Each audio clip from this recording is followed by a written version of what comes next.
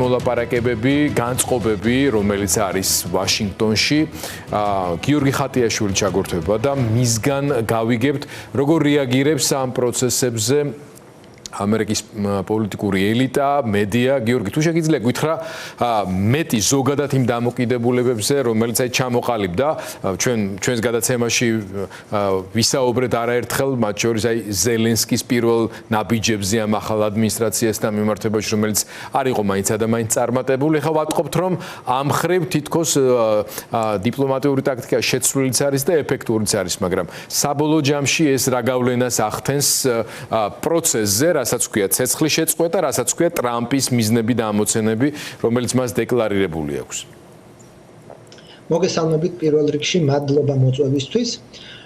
რა თქმა უნდა, გამოიკვეთა ერთი რამე, რომ კი ბატონო, შეიძლება რიტორიკა დროებით შეიცვალა და უფრო მოზომილი გახდა, მაგრამ ის გადაულახავი წინაღობები, რაც არის რუსეთ-უკრაინის ომში და რაც თქვათ ხელს უშლის ცეცხლის შეწყვეტას, ის წინაღობები ასე მარტივად უბრალოდ რიტორიკის შეცვლით ან უბრალოდ მონდომებით თქვათ არ გამოდის. გვახსოვს ჩვენ ხო ტრამპის წინასაარჩევნო დაპირება, რომ 24 საათში შეწყვეტდა ცეცხლს და მოაგვარებდა ამ ომს. მერე განაცხადა, რომ ეს ირონიულად თქვიო.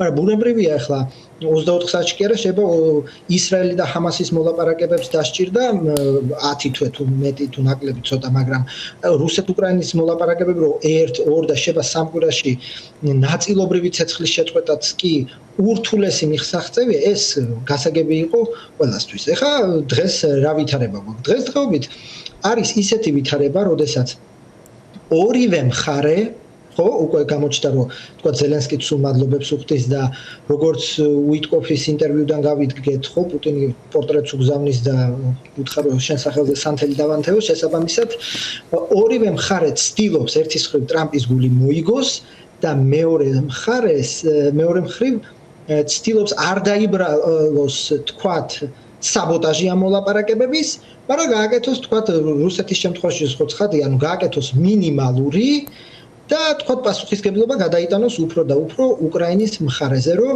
თქვათ ჩვენ ყველაფერს ვაკეთებ და უკრაინას არ სურს თქვათ ცეცხლის შეწყვეტა. ანუ ორივე მხარეს თქვათ აქვს რომ არ გაანაწყენოს ტრამპი და მეორე მხრივ პასუხისგებლობა დააგისვოს მეორე მხარეს თუ ეს მოლაპარაკებები ჩაიშალა. გიორგი, აი, რადგან ახსენე უკვე, მოდი შევეხები ბატონ უიტკოფს, რომელიც ესეთი ძალიან უცნაური მოვლენა არის ზოგადად, ის არ არის პოლიტიკოსი, ტრამპის ბიზნეს პარტნიორი იყო, ძველი მეგობარი, გოლფს ერთად თამაშობენ.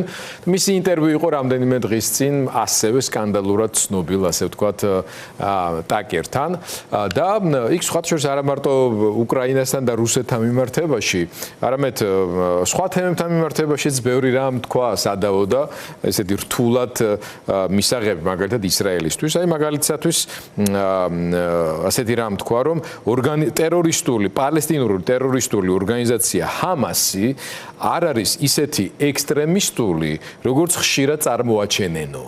ეს იმ ფონზე ხდება, როცა ახლო აღმოსავლეთში, სადაც ტრამპის სპეცწარმომადგენლად არის ის პრინციპში დანიშნული და მოსკოვში საერთოდ არ უნდა დიოდეს, ხო? კელოგი უნდა მოძრაობდეს ალბათ უკრაინის თემაზე, მაგრამ არა ის დადის. იქ ცეცხლის შეწყვეტის შეთანხმება უკვე დაირღვა. უკვე არა მარტო დაბობვების სახმელეთო ოპერაცია მიდის და მსხვერპლი საკმაოდ გაზრდილი არის. რატომ მე ამას რომ ძალიან ესეთი ტრადიციული პოლიტიკური, მათ შორის დიპლომატიური ენისთვის შეუსაბამო შინაარსის განცხადებებს ვისმენთ, მათ შორის პირველ რიგში პარტნიორებთან მიმართებაშიც. ახლა მაგალითად, როცა ჩვენ ვსაუბრობთ, ერთ-ერთი განჟის თემა არის, აი გრენლანდიაში რომ არის ჩასული მთელი დელეგაცია და პრემიერ-მინისტრმა გრენლანდიის ფაქტობრივად არამეგობრული უწოდა აი ამ ვიზიტს და იმ შემადგენლობას ვიცე-პრეზიდენტის მეუღლე, მრჩეველი და ასე შემდეგ. ჩასვლამდე ინტერვიუ იყო სპეციალური ვიცე-პრეზიდენტი, სადაც პირდაპირ გამოხატა, ასე ვთქვათ, ფაქტობრივად გრენლანდიის მიერთებისა და ანექსიის არაერთხელ გაცხადებული სურვილები. აი სანამდე გაგრძელდება ეს ყველაფერი იმის გათვალისწინებით, რომ დაუბრუნდეთ უკრაინას, რომ თავად რესპუბლიკერ ამომრჩეველშიც ვნახეთ ბოლო კვლევის შედეგებიც უკრაინის მიმართ დამოკიდებულება მხარდაჭერის არ შემცირებულა და პირიქით არის მოთხოვნილება, რომ პუტინთან უფრო მკაცრი პოლიტიკა გატარდეს. ну ბოლოდან რო დავიწყოთ, რამდენად ადარდებს ტრამპს საზოგადოებრივი აზრი იმის გათვალისწინებით, რომ მას კონსტიტუცია უგრძალავს მესამე ვადით კენჭისყრას, თავი რო დავანებოთ, რომ 82 წლის იქნება მიუხედავად დიდი სურვილისა, შესაბამისად რამდენად ადარდებს საზოგადოებრივი აზრი ცალკე საკითხია, იმიტომ რომ აქ ხო ტარიფების თემის შემოტანაც შეიძლება, არ ამგონია თქვათ ეხლა რესპუბლიკელში თუ დემოკრატში თუ უბრალოდ მის ამორჩეველში იყოს იდეა, რომ ეხლა კანადას სავაჭრო ომი გამოუცხადოთ და პროდუქტი გაძვირდეს. ხო ეს ხო ცალსახად მისი ასე თქვათ პოლიტიკური ნიშაა, ხო? კანადასთან ესკალაცია, მექსიკასთან ესკალაცია, კი ბატონო, ეს წინა ადმინისტრაციიდან მოდის და თქვათ კი შეიძლება არგუმენტი მექსიკიდან ნამდვილად ბევრი არა ლეგალით შემოდის და ნუ პრობლემაა, იქ ორმხრივი აქედან თქვათ იარაღი მიეწოდება კარტელებს, მაგრამ კანადა რა უნდა გააკეთოს, ხო 1%-ზე ნაკლებია არალეგალური თქვათ მიგრაციის და იქ ფენტანილის შეტანა და მიუხედავად ამისა უკიდურესი ესკალაცია კანადასთან. შესაბამისად რომ დავუბრუნდეთ ამ თემას,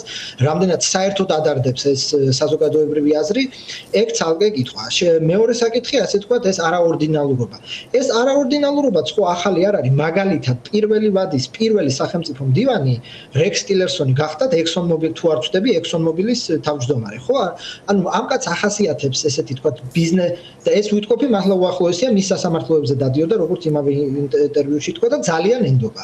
და მისთვის თავარი როგორც ჩანს არის ეს ნდობა და არა თქვათ გამოცდილება ან პროფესიონალიზმი, იმიტომ რომ ნუ ეს კაცი ჯერ გააგზავნა ისრაელში და ინაუგურაციამდე ერთი დღით ადრე იყო, თქვათ ცეცხლის შეწყვეტის შეთანხმება, იქ უბრალოდ მე მგონი ბენიამინ ნათანიახუს უთხრეს, რომ პრეზიდენტს სურს ცეცხლის შეწყვეტა და კი ბატონო ვერ გადააბიჯა და ვერ გადაახტა ბენიამინ ნათანიახუ ტრამპის ამ სურვილს. თუმცა ეს ამოიწურა, ეს ცეცხლის შეწყვეტა ამოიწურა, იმიტომ რომ ხამასი აღარ აგრძელებს და სხვა მოთხოვნებს აყენებს და ისრაელი გადაწყვიტა რომ ხა დაბომბოსო თქვა ხამასი დააბრუნოს მოლაპარაკებების მაგიდაზე, რაც შეეხება ხა რუსეთ-უკრაინის არაპირდაპირ მოლაპარაკებებს, ხო ელ-რიადში ჯერ უკრაინა ხვდება ამერიკას, მერე ამერიკა ხვდება რუსეთს. აქ არის სრული ცეცხლის შეწყვეტა ძალიან შორს არის, იმიტომ იქ უამრავი პუნქტია, ხო? აქ პუტინი აყენებს რომ მობილიზაცია, კონტროლი ასე შემდეგ, მაგრამ ლაპარაკია ეხლა თქვა ნაწილობრივი ცეცხლის შეწყვეტა იქნება ეს შავ ზღვაში. თუ თქვათ ამ ენერგეტიკულ ინფრასტრუქტურაზე, რომელიც ასევე ურთულესი მისაღწევია, ჯერ შეიძლება გვახსოვს ჩვენ ხო მინსკი 1, მინსკი 2, რამდენი ცეცხლის შეწყვეტა იყო და მე ხან იქიდან ისროდნენ გრადს, ხან აქედან და შესაბამისად მონიტორინგის თვალსაზრისით არის ურთულესი. და ასე თქვათ ტრამპი ეჯახება და ზოგადადაც ტრამპი ეჯახება ამ რეალ პოლიტიკას, რომ კი ბატონო რიტორიკად, მაგრამ აი ძალთა ბალანსი, რეალური საკითხები არსად არ იცვლება და არსად არ მიდის საერთაშორისო პოლიტიკის რეალური შემადგენელი და შესაბამისად აი ეს საკითხები ეხლა გადასალახი. ძალიან დიდი მადლობა გიორგი, ცოტა უფრო მეტი რო გვეცოდინება უკვე აი ამ კონკრეტული ელ-რიადის მოლაპარაკებების შესახებ, თქვენთან და სხვა თქვენს კოლეგებთან ერთად უფრო დეტალურად ვისაუბრებთ რა შედეგები შეიძლება მოყვეს მომავალში. მას გიორგი ხატიაშვილს მე ვშტოვები, რომელიც ვაშინგტონიდან გვერდებოდა ახლა.